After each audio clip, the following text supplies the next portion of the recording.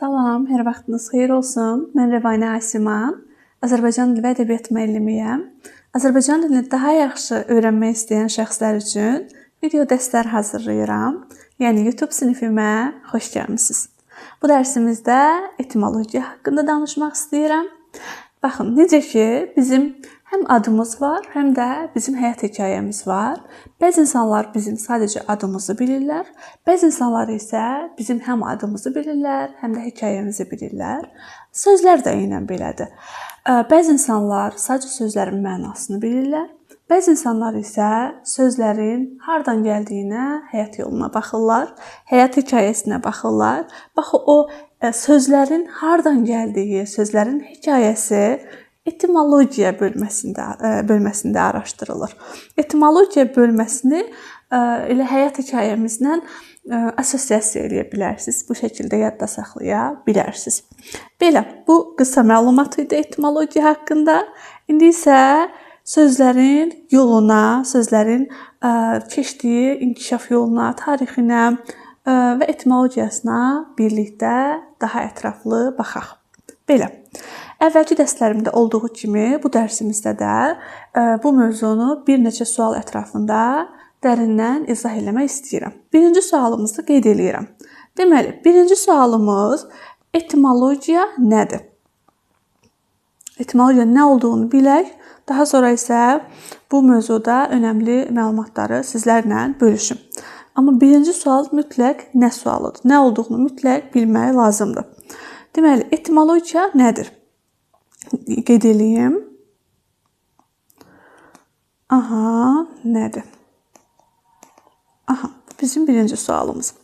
Etimologiya əvvəl termin olaraq baxaq. Etimologiya Yunan mənşəli termindir. Qeyd edirəm. Yunan mənşəli termindir. Mənası isə həqiqət və elm sözlərinin birləşməsinə yaranıb. Yəni sözlərin necə yarandığı, həqiqətdə necə olduğu və s. bu şəkildə izah olunur termin olaraq.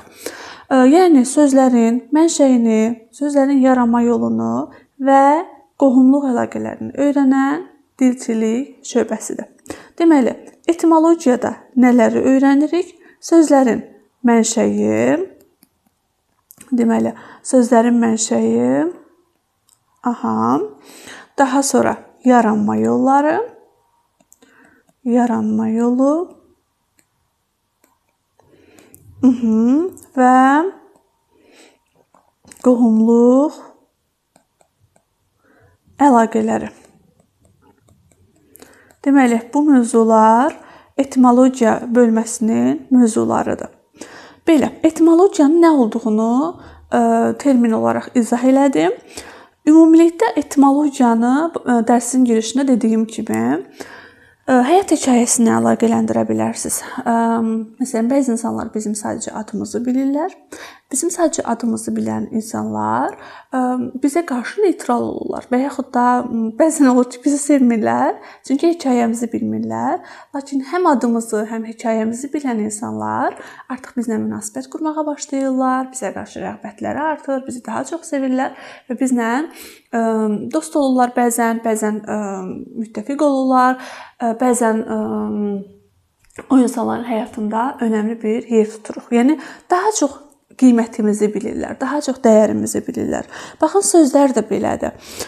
Biz sözlərin sadəcə mənasını biləndə ötüb keçirik, sadəcə sözü deyirik və keçirik. Lakin sözün mahiyyətini biləndə, sözün necə yarandığını, hardan gəldiyini biləndə o sözə qarşı daha həssas yanaşırıq, sözü doğru, düzgün və yerində istifadə edirik.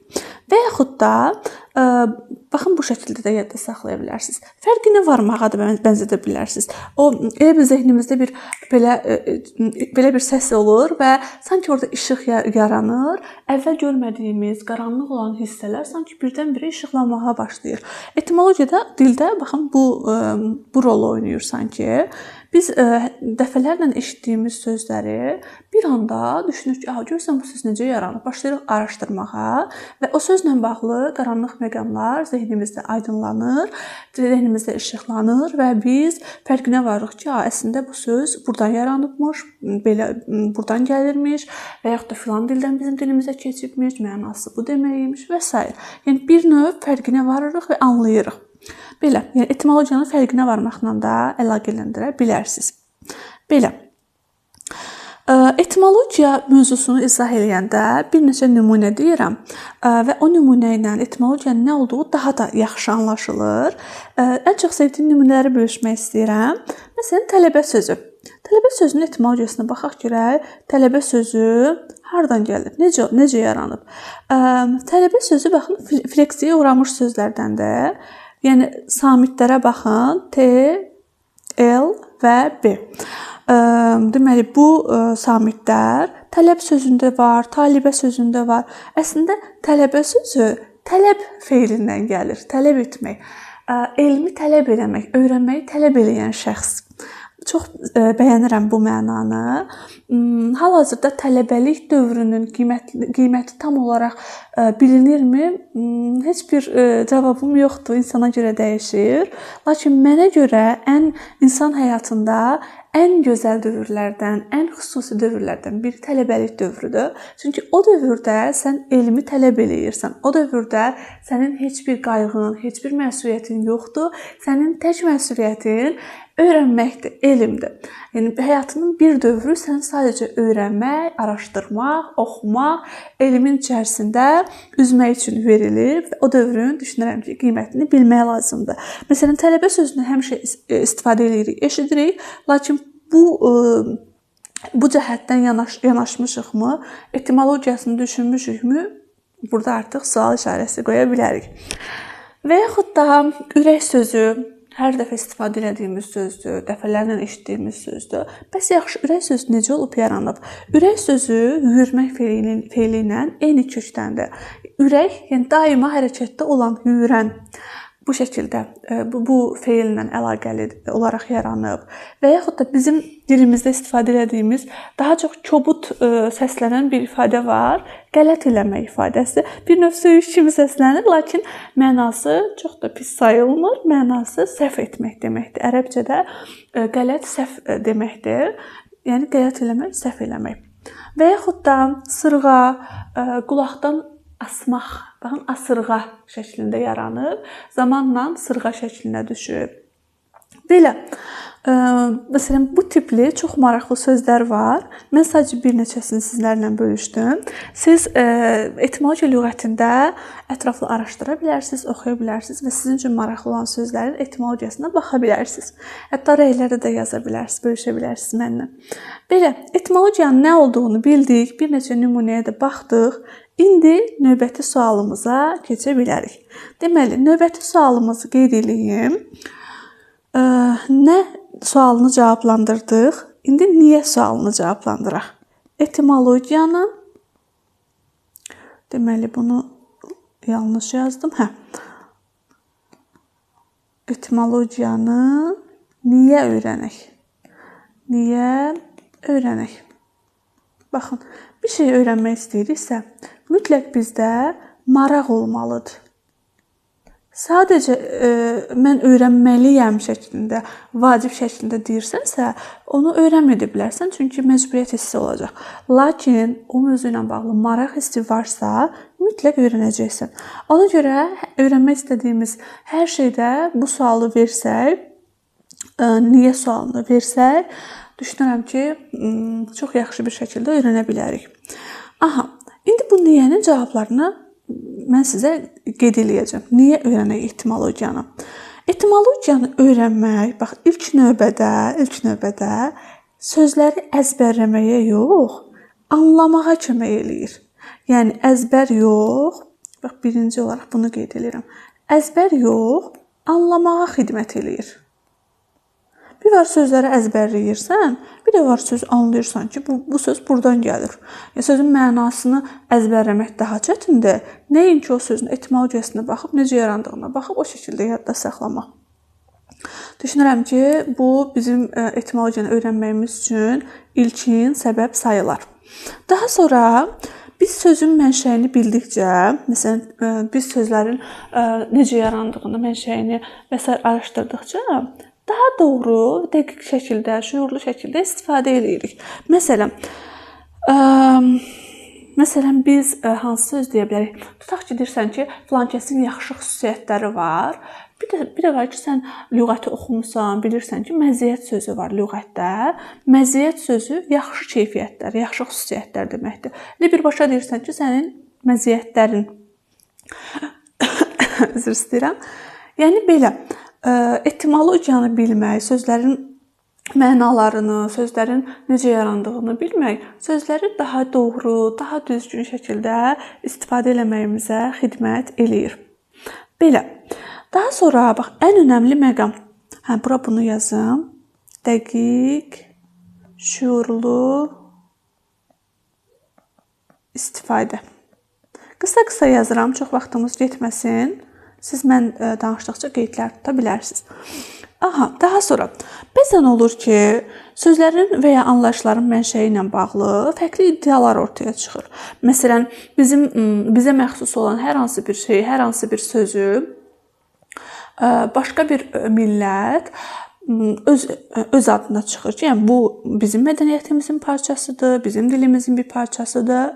Bax, belə məqamlarda etimologiya bizim köməyimizə yetişir. Biz etimologiya ilə sübut eləyirik ki, baxın, bu söz tarixən də bizdə istifadə olunub və bu şəkildə yaranıb. Bu deməkdir ki, bizim mədəniyyətimizin bir parçasıdır. Yəni etimologiya həm də milli mədəni yaddaşdır. Bura qeyd eləyirəm. Mədəni yaddaş.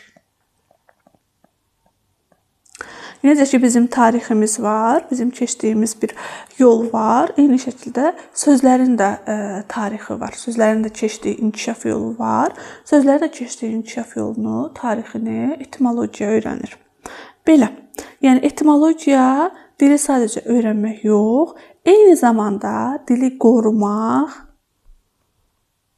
və düzgün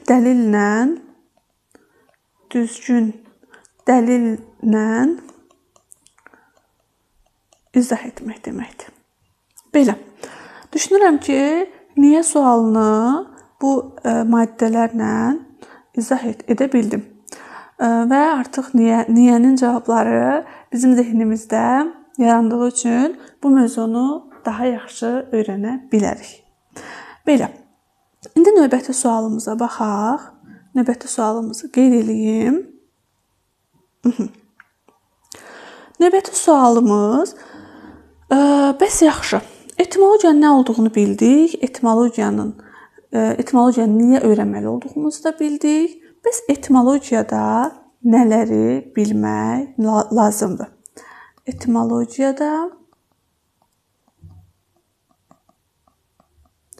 nələri bilmək?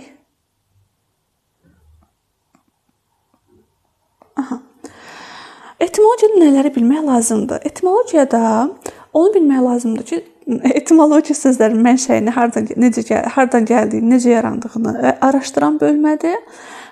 Bunu bildiniz zaten. Daha sonra onu bilmək lazımdır ki, baxın, bütün dillərdə, sadəcə Azərbaycan dilində yox, bütün dillərdə bir var o dilin sırf özünə aid sözləri, milli sözləri, bir də var o dilə tarixi inkişafla əlaqəli, mədəni inkişafla əlaqəli və yaxud da tarixi proseslərlə bağlı o dilə başqa dillərdən keçmiş, başqa dillərin təsiri nəticəsində gəlmiş sözlər var. Yəni bu sadəcə Azərbaycan dilinə aid olan xüsusiyyət deyil, başqa dillərdə də olan xüsusiyyətlərdən biridir. Hər dildə həm alınma sözlər var, həm də o dilə aid sırf əsl sözlər var, milli sözlər var. Bunu düşünürəm ki, bunu bilmək lazımdır. Bəzən insanlar deyir ki, Azərbaycan dili zəngin dil deyil, Azərbaycan dilində alınma sözlər çoxdur və s. Qatılmıram. Bu fikirlə razılaşmıram. Azərbaycan dili kifayət qədər zəngin bir dildir. Azərbaycan dilinin 4 cütlü izahlı lüğəti var və əgər artıq izahlı lüğətdə başqa dillərdən keçmiş sözlər də varsa, həmin sözləri istifadə etməkdə heç bir qəbahət yoxdur. Bizim izah lüğətimizdə var. Artıq Azərbaycan dilinin izah lüğətində olduğu üçün alınma sözlərdən də çox rahatlıqla istifadə edə bilərik. Bəs nələri istifadə edə bilmərik? Azərbaycan dilinin izah lüğətində yoxdursa, o zaman onun istifadəsi düzgün sayılmır. Məsələn, kitab sözü alınma sözdür, lakin dilimizdə əsrlərdir istifadə etdiyimiz sözdür. Çünki izah lüğətimizdə var, qəbul olunub ki, Azərbaycan dilində istifadə edə bilərik. Lakin məsələn, uje sözü istifadə olunur nitqimizdə, lakin Azərbaycan dilinin izah lüğətində yoxdur və istifadəsi varvarizm sayılır. Alınma sözü yox, varvarizm sayılır. Əgər başqa dildən keçmiş söz izah lüğətimizdə varsa, alınma söz sayılır. Sadəcə mənşəyi fərqlidir. Yəni dilimizdə mövcud olan sözlər siyahısındadır. Əgər izah lüğətdə yoxdursa, o söz varvarizm sayılır. Bunu da yadınızda saxlayın. Belə. Bir də onu yadınızda saxlayın ki, Azərbaycan dili türk dilləri ailəsinə daxil dil sayılır. Yəni Azərbaycan dilində müxtəlif dillərdə olan sözlər də var, müxtəlif dillərdən keçən sözlər də var. Lakin əsas olaraq Azərbaycan dili türk dilləri ailəsinə daxildir.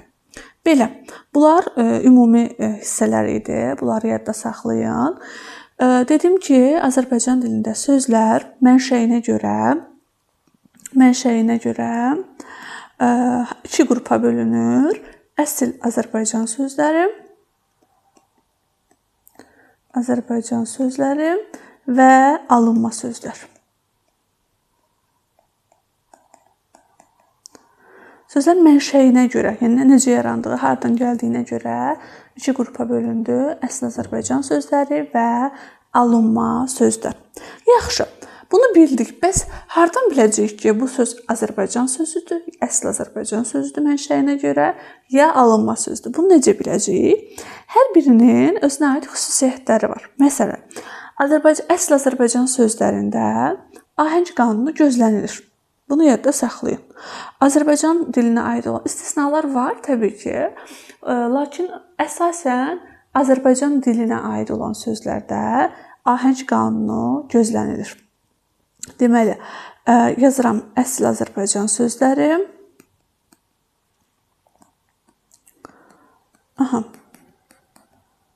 Və əsl Azərbaycan sözlərinin aid xüsusiyyətləri burada qeyd edəcəm. Deməli, birinci yazdıq ki, ahəng qanunu gözlənilir. Daha sonra yazıram, vurğu son hecada olur. Vurğu son hecada olur. Yenə də deyirəm, istisnalar var. Vurğu bölməsində demişdim, səhv eləmirəmsə. Deməli, Azərbaycan dilinə aid sözlər yadda saxlayın, vurğu sonuncu hecanın üzərində olur. Məsələn, vurğu birinci hecadadırsa, ikinci hecadadırsa və həmin söz istisnaya daxil deyilsə, deməli, həmin söz alınmadır. Belə. Daha sonra Azərbaycan dilinə aid xüsusiyyətlərdə onu qeyd edeyim ki, əgər baxırsınız, söz R hərfi ilə başlayırsa, o söz alınma sözdür. Azərbaycan dilində R hərfi ilə başlayan söz yoxdur. Belə deyim, mənşə etibarilə. Lakin izah lüğətimizdə R hərfi ilə başlayan sözlər çoxdur. Sadəcə mənşə etibarı ilə qeyd edirəm sizlər üçün. Məsələn, Rəvanə sözü Azərbaycan dilində istifadə olunan sözdür. Ad olaraq da istifadə olunur. Burada heç bir problem yoxdur. Lakin mənşə etibarı ilə Rəvanə sözü Azərbaycan mənşəli söz deyil. Deməli, bunu da yadda saxlayın. İndi bura yazıram. Azərbaycan dilində deməli hərfi ilə söz başlamır. Bunu da qeyd etdim. Daha sonra J hərfi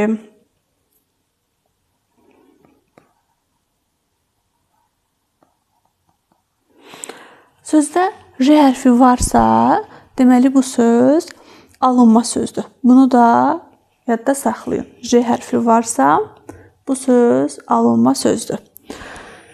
Daha sonra Azərbaycan dilində uzanma yoxdur. Yəni uzanma ərəb fars sözlərinə məxsus xüsusiyyətdir.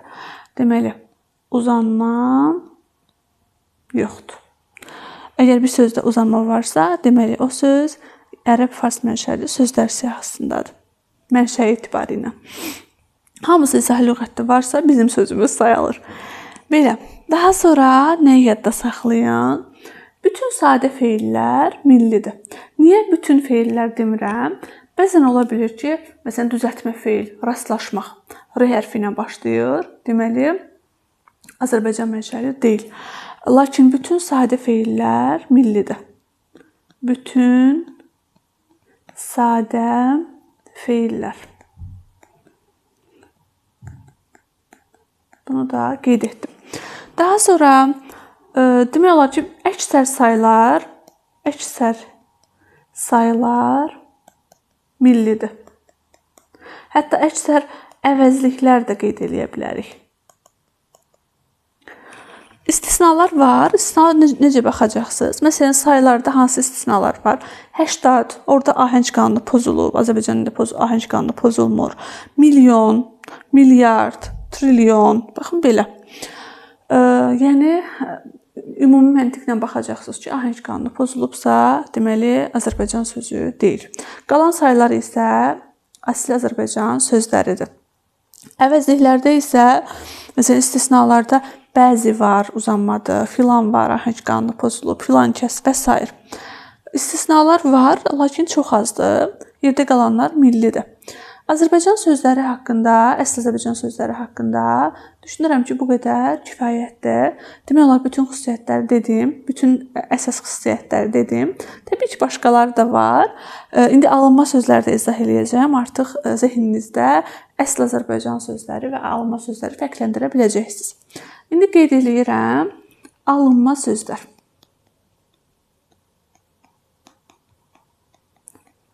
Aha. Deməli, baxırsınız, məsələn, dinlə əlaqəli sözlərdirsə, ilahiyyatla əlaqəli sözlərdirsə, məntiqlə biləcəksiniz ki, ərəb dilindən keçib dilimizə. İslam dili Ərəbistanda yarandığı üçün elə onunla bağlı sözlər də dilimizə oradan gəlib. Deməli, yazıram din. Din və ilahiyyatla bağlı sözlər. Və yaxud da təhsillə, elmlə, maariflə bağlı sözlər alınma sözlər sayılır. Məsələn, mən hər dəfə terminləri izah eləyəndə deyirəm ki, Yunan mənşəlidir və ya Latın mənşəlidir. Bu şəkildə yadda saxlaya bilərsiniz. Deməli, təhsil, elm, təhsil. Məsələn, baxın, kitab sözü alınma sözdür. Kitab həm də orada ahəng qanunu pozulub. O şəkildə yadda saxlaya bilərsiniz. Sonra uzun sait varsa, uzanma varsa, ərəb fars mənşəli sözdür. Daha sonra, əgər bir sözdə qoşa y hərfi varsa, alınma mənşəli sözdür. Və yaxud da bayaq demişdim, r hərfi ilə başlayan sözlər, ilə başlayan sözlər və yaxud da bayaq qeyd eləmişdim, j samiti varsa, deməli alınmadır. Və yaxud da söz qoşa samitlə başlayırsa, deməli alınmadır. Qoşa sait, qoşa samit. Samitlə başlayırsa. Aha. Məsələn, stəkan sözü ola bilər nümunə olaraq. Bəzən onu qeyd eləməyim, çünki burada başlamaq deyirəm. Məsələn, bəzən ola bilər ki, mürəkkəb sözlərdə iki sait yanaşı gəlsin. Burada problem yoxdur. Lakin başlamaq söz qoşa saitlə başlayıbsa, deməli alınmadır. Sonra ön şəkilçili sözlər. Ön şəkilçili sözlər. Ön şəkilçilər də hansılardır? Bi, nam, ba və s. Burada istisna var. 2 dənə sözümüz var. Nadinc, nakişi. Baxın, bu iki sözü yadda saxlayın. Bu iki söz milli sözdür. Qalan ön şəkilçili sözlər alınmadı.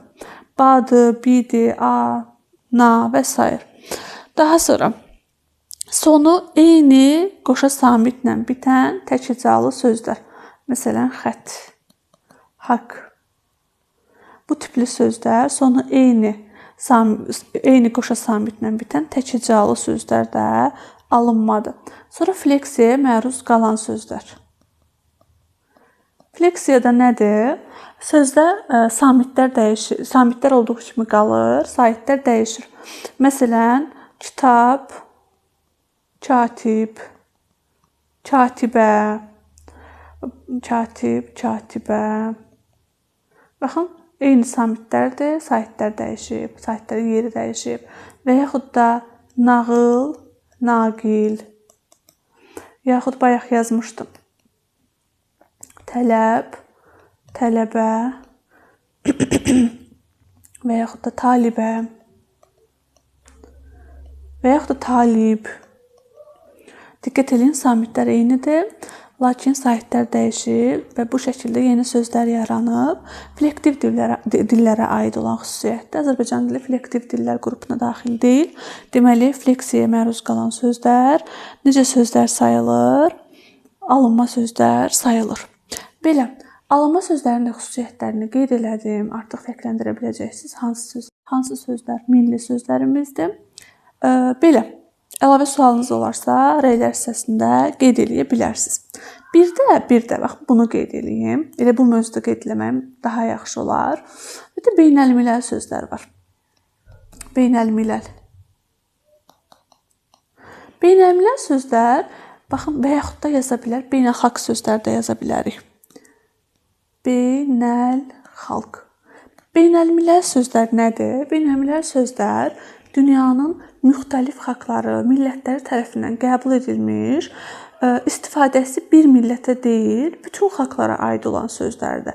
Sadəcə bizim dilimizdə yox, başqa dillərdə də eyni cür səslənən sözlərdir. Məsələn, telefon. Telefon və yaxud respublika. Yaxud yaza bilərik futbol. Baxın, bu kimi sözlər dünyanın bir çox dillərində eyni cür səslənən sözlər beynəlmiləl yaxud beynəlxalq sözlər adlanır. Deməli, etimologiyanın nə olduğunu izah elədim, etimologiyada nələri bilməli olduğumuzu izah elədim, niyələrimizi izah elədim, beynəlmiləl sözləri danışdıq, daha sonra sözlər mənşəyinə görə iki qrupa bölünür, əsl Azərbaycan sözləri və alınma sözlər. Bunların hər birini qeyd elədim. Düşünürəm ki, etimologiya haqqında bu qədər məlumat kifayətdir. Ən əsası etimologiyanın niyə öyrənməli olduğumuzu qeyd elədim. Etimologiyanın əhəmiyyətini bildik. Bildik ki, sözlər bizim adımız kimi sözlər də eyni şəkildə həyat hekayələri var. Sözlərin də yaranma yolları var, yaranması var, hardan gəldiyi var və onları bildikcə biz sözləri daha doğru, daha düzgün yerində istifadə edə bilirik. Sözlərin qiymətini anlaya bilirik. Bəs etimologiyanı necə öyrənək? Etimologiyanı mövzu olaraq zaten kitablarda etimologiya hissəsi, leksika bölməsinin etimologiya hissəsində oxuya bilərsiniz, öyrənə bilərsiniz. Hər bir kitabda var. Eyni zamanda da etimologiya lüğəti var. Etimologiya lüğətində istədiyiniz sözləri araşdıra bilərsiniz, lüğəti oxuyub bitirə bilərsiniz və həm dünya görüşünüz artar, həm etimologiyanı bilərsiniz, həm sözləri daha gözəl öyrənərsiniz. Belə, məsləhətim sadəcə o lüğəti oxumağınız və leksika bölməsində etimologiya hissəsini yaxşı yadda saxlamağınızdır. Belə, bu dərslik bu qədər. Növbəti dərsimizdə görüşərik. Xudahafiz.